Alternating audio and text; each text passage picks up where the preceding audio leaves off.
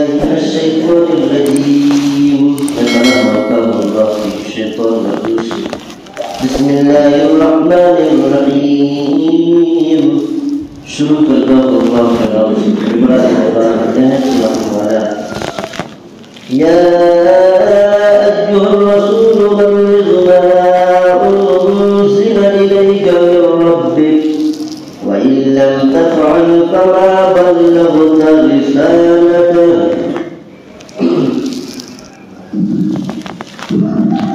قرآن کریم کے چھٹے پارہ میں سورہ مائدہ کی 10ویں رکوع میں آیت نمبر 67 میں اللہ تعالیٰ نے ارشاد فرمایا ہے اے رسول پہنچا دے جو کچھ تیری طرف تیرے رب کی جانب سے نازل کیا گیا ہے.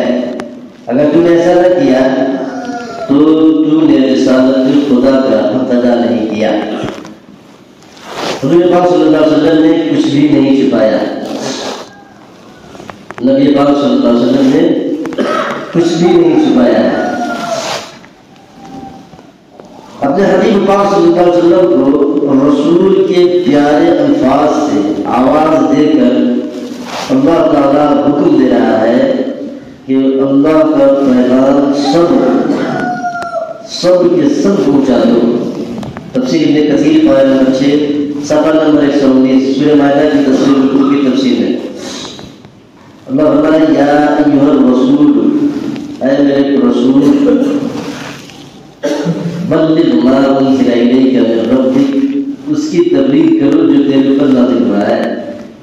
تبلیغ کسی کرو؟ ارے کس کو کرنا ہے؟ جو تمہارے اوپر نازل ہوا ہے. کیا نازل ہوا ہے؟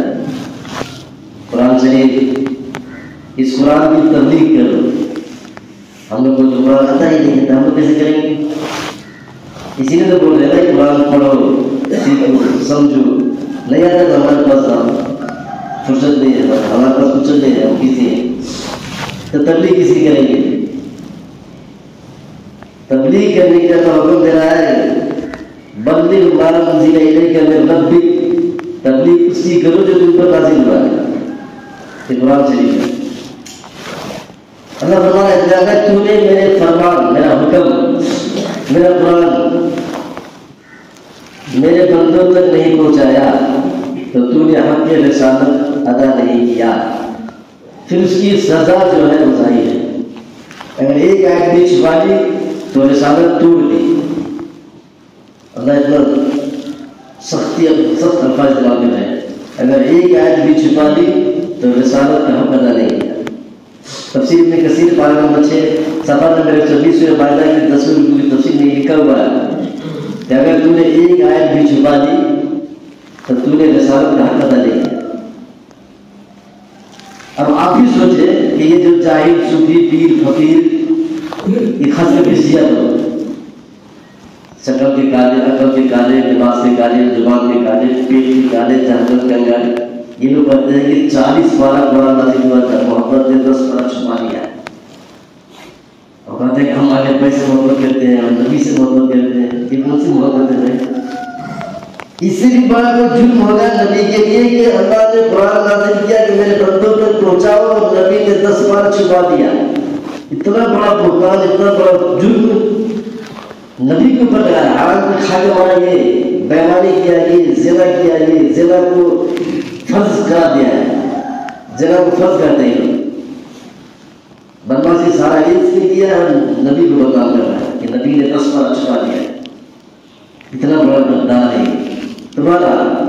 اللہ نے فرمایا کہ ایک آیت میں جب تم نے چھپا دیا تو رسالت کا حق ادا نہیں کیا.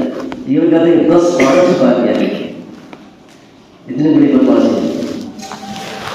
تو یہ جو کہتے ہیں کہ اللہ نے 40 پارہ قرآن شریف نازل فرمائے تھے مگر نبی نے اس میں سے 10 پارہ چھپا دیا، کسی کو نہیں بتایا. یہ جاہل لوگ اپنے آپ اچھے کالے رسول بھی کہتے ہیں اور حضور صلی اللہ علیہ وسلم پر بہتان بھی لگاتے ہیں کہ 10 پارہ چھپا دیا ہے. ایسے لوگوں کا عمل ہمیشہ سید کے الگ رہا ہے. خود بھی گمراہ ہے اور لوگوں کو بھی گمراہ کرتے ہیں. حضرت عائشہ صدیقہ رضی اللہ عنہا کہتی ہے کہ جو آدمی یہ کہے کہ رسول اللہ صلی اللہ علیہ وسلم نے اللہ کے احکام میں سے کچھ چھپا دیا ہے تو آدمی جھوٹا ہے. اس لیے کہ اللہ تعالیٰ اس آیت میں تبلیغ احکام کی تاکید کر رہا ہے اور نبی ہمیشہ اللہ کے حکم کی موافقت کرتا ہے۔ بخاری شریف جلد نمبر 2 پارہ نمبر 18 صفحہ نمبر 467 حدیث نمبر 1715، ترمذی شریف جلد نمبر 2 صفحہ نمبر 184 حدیث نمبر 926۔ یہ نہیں ہو سکتا کہ نبی خدا کی نازل کردہ کسی چیز کو چھپا لے اور امت تک اسے نہ پہنچائے۔ یہ بات یہ نہیں ہو سکتا کہ اللہ کی نازل کردہ کوئی آیت نبی چھپا لے اور امت تک اس کو نہ پہنچائے۔ یہ کہانی کیا ہے؟ تفسیر ابن کثیر پارہ نمبر 4 صفحہ نمبر 42 سورہ آل عمران کے 17ویں رکوع کی تفسیر میں ہے۔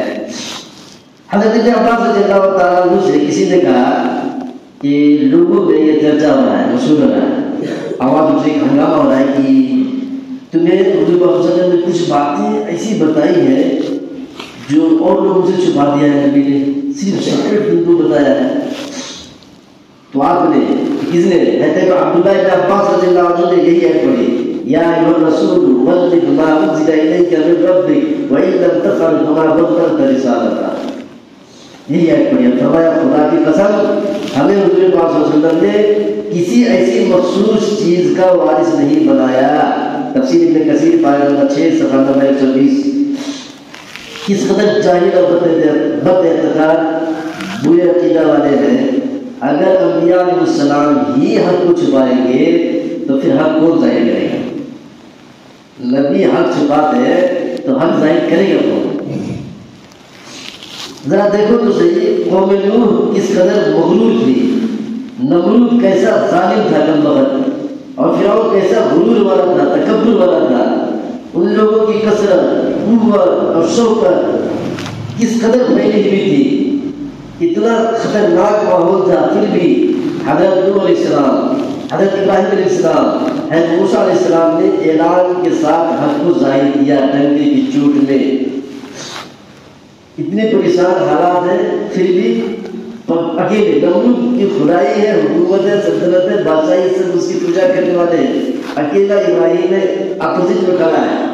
اتنا خطرناک ماحول میں اعلان حق ظاہر کیا ہے، ڈنڈے کی چوٹ میں کیا ہے، بادشاہ سے مقابلہ کیا ہے، اکیلے ہو کے نہیں دے رہے ہیں، محمد کو سپورٹر ہے، چلو کوئی نہیں ہے تو کم سے کم اہل بیت تو ہے، اتنا نمرود نے ڈر پر یہ چھپا دیا 10 بارہ، اس کو کم سے کام کرو بھائی، نبی جان دے دے گا اور اللہ کا پیغام پہنچا دے گا۔ اتنا ان کے اندر ہمت، طاقت، استقامت رہتی ہے، اللہ کا پیغام جان دے کے پہنچا دے گا۔ مانو یا نہ مانو الگ کہانی ہے، لیکن پہنچانا ان کی ہمت، ان کی ذمہ داری، ان کی ڈیوٹی یہی ہے کہ اللہ کا پیغام پہنچاؤ۔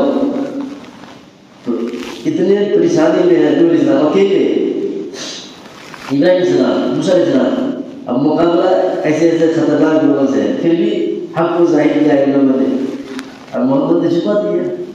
کیسی سوچ ہے یہ؟ رسول مکرم صلی اللہ علیہ وسلم نے فرمایا کہ ہر نبی پر اللہ کی طرف سے فرض ہوتا ہے کہ اپنی امت کو تمام نیکیاں جو وہ جانتا ہے سکھا دے، اور تمام برائیوں سے جو اس کی نگاہ میں ہے آگاہ کر دے۔ تفسیر ابن کثیر پارہ نمبر 5 صفحہ نمبر 53 سورہ نساء کے 8ویں رکوع کی تفسیر میں ہے۔ اب آپ ہی انصاف کریں کہ جو بعض لوگ یہ کہتے ہیں کہ حضور پاک صلی اللہ علیہ وسلم کو قیامت کا علم تھا لیکن آپ نے کسی کو بتایا نہیں، وہ کون سی خیال میں ان کا بھی خیال گڑبڑی ہے، نبی کے اوپر بہتان لگا رہا ہے۔ یہ کیا سمجھ رہا ہے کہ ہم محبت میں جوش میں مار میں ڈھکیل دیں گے، بہتان کیا لگا رہا ہے کہ نبی کو پتا تھا بتایا نہیں ہے، تو پھر رسالت ادا نہیں ہوگا۔ اس لیے سوچ سمجھ کے بولا کہ کیا بول رہے ہیں، نبی کو بدنام کر دیں، نبی کے اوپر بہتان لگا دیں، نبی پر الزام لگائے تو پھر جنت میں کیسے جائے گا؟ اسے ذرا سوچ سمجھ کے بولا کہ ہم کیا بول رہے ہیں۔ اللہ کی پناہ، قرآن و حدیث اور مذہبی اسلام کی شان کے خلاف باتیں بنا کر خود بھی گمراہ ہوتے ہیں اور لوگوں کو بھی گمراہ کرتے ہیں، اور اوپر سے اپنے آپ کو عاشق رسول بھی کہتے ہیں۔ بڑے افسوس کی بات ہے، خدا جانے ان لوگوں کی عقل کہاں غلط ہو رہی ہے۔ بعض تو باوجود علم رکھنے کے بھی گمراہ ہوتے جا رہے ہیں۔ ہماری دلی دعا ہے کہ عام مسلمانوں کو اللہ پاک اپنے رحم و کرم سے ایسے گمراہوں کی تدریس سے بچائے، آمین۔